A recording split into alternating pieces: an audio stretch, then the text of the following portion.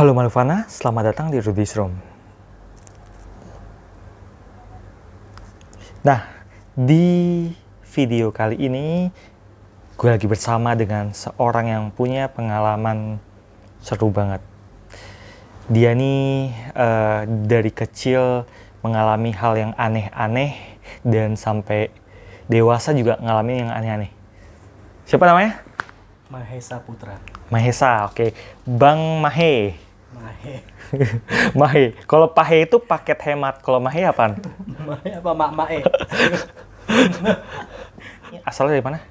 Dari Padang. Aslinya Padang. Padang, ayahnya Padang, cuma lahir di Medan. Ayah Padang, lahir di Medan. Ayah Kalau di ibu? Ibu Padang juga. Padang juga. Oh, berarti dua-duanya Padang, cuman numpang lahir di Medan gitu ya? Betul. Oke. Katanya Bang Mahe ini kecilnya dari kecil gitu kan, udah ngalamin aneh-aneh banyak banget sampai dia dewasa. Ayo kita berikan kesempatan Bang Mahe untuk cerita, silakan. Oke. Jadi dulu tuh kecil itu kan, jadi aku tuh udah ditinggal sama orang tua sebenarnya sih. Maksudnya orang tua cewek gitu kan, dan aku diurus sama kakak aku cewek yang jagain. Nah, kakak aku ibu aku nggak ada, ternyata ibu aku tuh kayak keluar. Nah, tiba-tiba yang ada di rumah di kamar itu bukan ibu aku gitu. Sempat aku digendong sampai disusuin sih. Disusuin, tapi katanya sih nggak tahu siapa ya gitu. Soalnya kakakku bilang mama itu nggak ada di rumah. Posisinya nggak ada di rumah, kok bisa-bisa tiba-tiba dilihat di dalam kamar itu yang menyerupakan mama kita gitu, mak kita gitu. Jadi ada sosok yang nyerupain mamanya Bang Mahe dan kemudian nyusuin gitu? Iya. Walah, susunya rasanya apa? Nggak tahu. Saya nggak tahu karena kan itu kan saya masih bayi juga kan. Masih bayi umur berapa? Ya kalau misalkan berapa ya? Berapa bulan lah. Berapa Pokoknya bulan? antara masih bayi dan itu benar-benar masih bayi, masih digendong lah. Masih digendong, wow. Sekitaran 6 bulan atau 7 bulanan mungkin. Ya nggak tahu ya rasanya kalau itu masih terlalu kecil banget. Terlalu kecil banget. Oke. Selanjutnya ada lagi waktu pengalaman aneh waktu kecil. Ya kalau pengalaman aneh itu aku ke Jakarta. Ke Jakarta itu tinggal di daerah Bekasi sama ayah sama kakak dan lain-lainnya. Itu kontrakan saya itu di depannya tuh pohon rambutan besar gitu. Mungkin karena saya tidur maghrib atau gimana itu saya sempat kesurupan sih. Kesurupan itu ya kayak kuntilanak gitu. Kesurupan kuntilanak. Dan kakak aku bilang aku sampai ke tembok gitu ngejalar gitu. Sampai manjat-manjat, rusuh berarti. Loncat-loncat itu. Loncat-loncat. Wow. Pasti rumahnya berantakan tuh habis itu. Kacau tuh. Kalau dibilang berantakan ya berantakan karena kan namanya kita nggak punya ruangan rumahnya itu nggak terlalu banyak barang-barang sih gitu kan. Karena kan kita dari kampung juga kan. Akunya dari kampung, ngontrak di Bekasi gitu sama ayah dan kakak dan abang. Ada barang pecah waktu itu? Kurang tahu kalau itu kurang pecah. Cuman sempat katanya ditampar sama abang sih. Waduh, ditampar. Karena udah katanya sih, kata kakakku udah kelewatan, sampai tetangga-tetangga bilang samping rumah itu bilang kenapa kesurupannya kok sampai segitunya bisa manjat-manjat begitu gitu. Ini kalau misalnya teman-teman ada yang temannya, keluarganya atau siapapun kerasukan, itu jangan ditampar, dipukul, ditendang atau diapain yang main fisik. Karena nanti orangnya pas sadar itu sakit. Gitu. Nah, itu waktu itu kan ditampar ya udah pasti nggak sadar ya. Nggak sadar sama sekali, tapi kalau pas sadar memang rasa sakit gitu. Kayak badan pada sakit semua. Itu siapa ya waktu itu yang nolongin? Abang. Karena kan ada kakak. Kakakku cewek 2, yang satu cowok satu. Nah itu abang pertama itu yang iniin. Maksudnya kenapa kesurupannya tuh ditampar karena kita nggak bisa apa-apa, ya udah ditampar itu Oh, kebetulan habis ditampar sadar gitu. Sadar gitu, pingsan dulu sih. Nah habis itu sadar gitu, badan pada sakit semua. Kalau misalnya lagi kerasukan, itu sebaiknya sih kita harus yang nanganin yang bisa, jangan main fisik seharusnya ya. Karena kalau main fisik itu nanti pas bangun tuh badan pada sakit-sakit itu yang kerasukan itu gitu. Dan waktu itu sih untungnya habis ditampar itu langsung pingsan dan sadar. Coba kalau misalnya belum sadar dan abangnya brutal gitu ya, itu udah ditampar terus ya.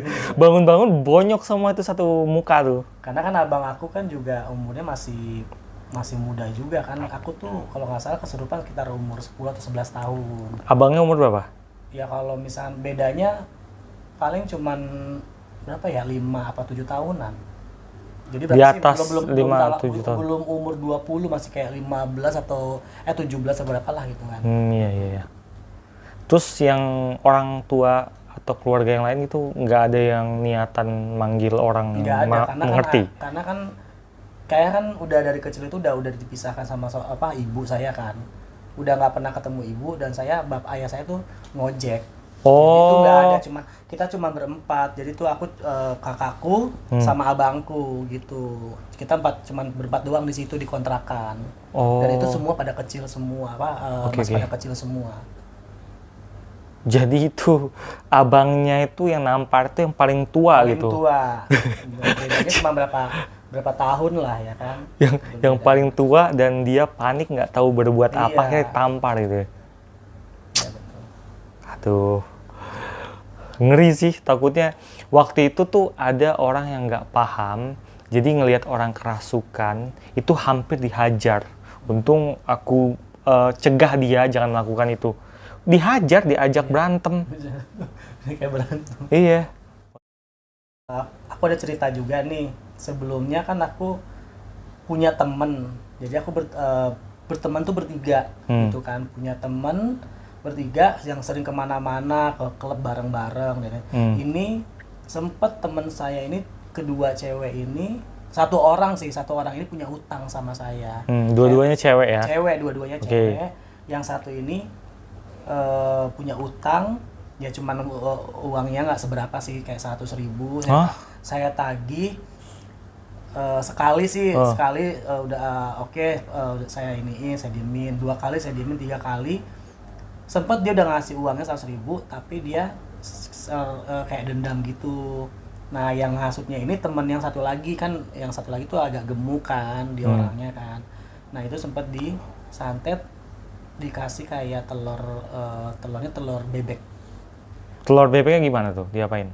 Telur bebeknya itu katanya buat ngecelakain atau buat ngelumpuhin gitu deh pokoknya. Tahu telur bebek itu dari mana?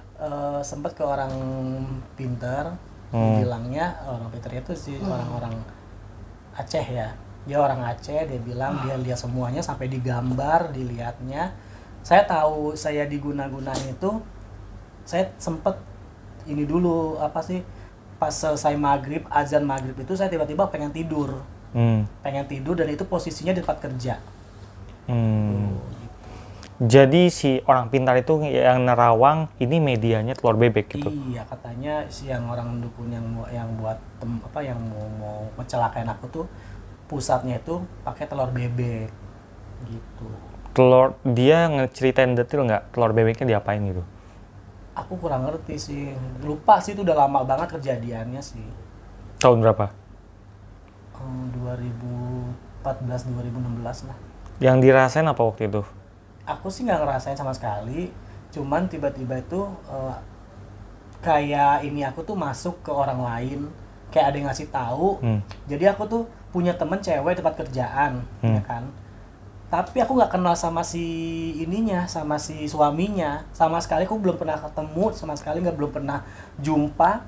Tapi ada sesuatu nggak tahu dari leluhur aku yang masuk ke tempatnya dia itu kayak ngasih tahu, dan itu dia nggak tahu nama asli aku gitu. Dan tolong dia, nah akhirnya temen aku yang cewek ini telepon lah ke temen aku yang dapat kerjaan, yang nama si ini siapa. Ternyata ditanya itu nama si Mahesa gitu, nama saya gitu, nama asli saya.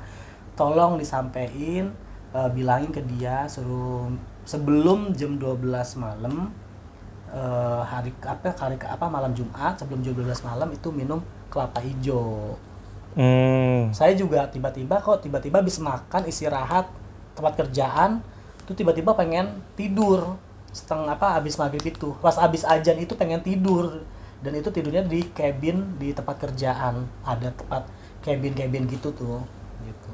Itu kerjaan tuh kerja apa gitu? Aku dulu sales SPG kosmetik dulunya. Cabin itu maksudnya gudang? Cabin itu kayak gudang. Gudang. Ya, jadi kayak satu tempat, kayak satu ruangan, rumah cuma satu ruangan, dalamnya gudang gitu, gudang betul, produk gitu ya? Betul, buat naruh produk dan lain-lainnya. Tiba-tiba aku pengen tidur di situ. Ya udah kayak masuk ke tuh, kayak ngasih tahu gitu loh. Terus tiba-tiba besoknya diajak sama temen ke Citayam. Citayam hari Jumat itu semuanya lancar banget. Ya itu katanya kata si orang pinternya itu, kamu ngajak siapa katanya, dan saya nggak tahu ngajak siapa dan siapanya saya nggak tahu. Katanya sih yang dibilang sama orang pinternya itu ada kerdil. Ada sosok kerdil? Kerdil ngikutin. Jadi sosok kerdil itu ngikutin mau mencelakakan gitu? Aku nggak tahu mau mencelakakan atau gimana, itu apa dia suruhan atau gimana aku nggak tahu. Cuma katanya tuh kata si orang itu sih suruhan juga yang mengikuti gitu loh. Gitu. Terus penanganannya dia sholat terus dia ngasih air yang dibacain sama dia sama si Pak Ustadz itu. Pak Ustadz yang orang Aceh itu? Iya. Oke, jadi kayak Pak Ustadznya ngobatin, sebelum dia ngobatin dia sholat, kemudian kayak bacain doa di air gitu ya, disuruh minum gitu? Disuruh minum, disuruh cuci muka, udah itu doang sih. Terus habis itu dia ngambil kertas tanpa saya sebut orangnya, mukanya tuh muka dia, muka orang yang menghasut teman saya itu untuk mencelakain saya. Itu maksudnya kertas itu apain? Kertas itu kayak menggambar. Dia gambar sketsa pelaku? Betul. Muka pelaku digambar gitu? Wih. Terus yang pelakunya itu kan badannya gemuk kayak apa sih, kayak wow, apa sih kalau monyet gede itu? Apa sih? Kera ya, kayak kera, seperti kera dianya. Enggak, ini kera yang disebut kera, yang kayak kera ini orangnya apa makhluknya? Yaitu si pelakunya. Si pelakunya ini kan dibilangnya seperti kera. Emang dia kan udah main dukun udah banyak. Oh, jadi si pelaku ini kan dia gemuk badannya. Cuma di mata si ustadznya itu, Pak Ustadz itu kayak kera gitu. Kera, katanya di sininya tuh kayak growak gitu. Growak. Luka. Nggak tahu kayak ini monyet lah gitu kan. Kayak apa tuh? Kayak kulit monyet, gimana sih? Aku nggak tahu deh, kayak makhluk gitu deh pokoknya gitu. Oke, kayak apa? Kayak agak-agak budukan gitu ya? Iya, betul. Di sininya di bagian itu belakang. Itu beneran budukan manusianya atau aku nggak tahu sih. Penglihatan Pak Ustadz ya, doang? Kalau aslinya memang aku lihat emang agak budukan. Belakangnya, tapi kata si ustadznya kan, ustadznya nggak pernah lihat orangnya kan, tapi kata ustadznya memang monyet gitu. Emang seperti itu, orang cewek itu ya iblis gitu, udah kebanyakan itu gitu. Oke, jadi kayak secara fisiknya memang dia seperti ada budukan di sininya, tapi di Pak Ustadznya juga ngelihat itu efek dari dia itu ke dukun lainnya banyak menjahati orang, ya, jadi kelihatannya semakin buruk gitu. Iya, betul. Aura dia buruk gitu. Oke. Waktu itu pas habis penanganan itu, pas habis minum air rasanya apa? Saya kayak ngelihat wajah orang itu. Ngelihat wajah orang itu bener-bener nyata di muka saya. Kedua orang itu nyata. Cuman yang bener-bener menghasut si temen aku yang cewek ini ya si yang mirip yang dibilang monyet, makhluk monyet itu. Bener-bener mukanya bener-bener ada di pampang mata saya gitu loh. Cuman anehnya gini loh, gara-gara 100.000 sampai nyantet. Sedangkannya santet aja itu tuh harganya berapa? Mahal kan biasanya kalau nyantet itu tuh mahal loh. Jadi kok gara-gara 100.000 bisa melakukan itu tuh gimana tuh? Aku kurang tahu juga ya, karena itu kan itu tempatnya dia selalu kayak minta itu emang tempatnya dia gitu. Tempatnya sih orang pintarnya tuh yang udah selalu sama dia gitu, yang udah pernah yang langganan dia gitu.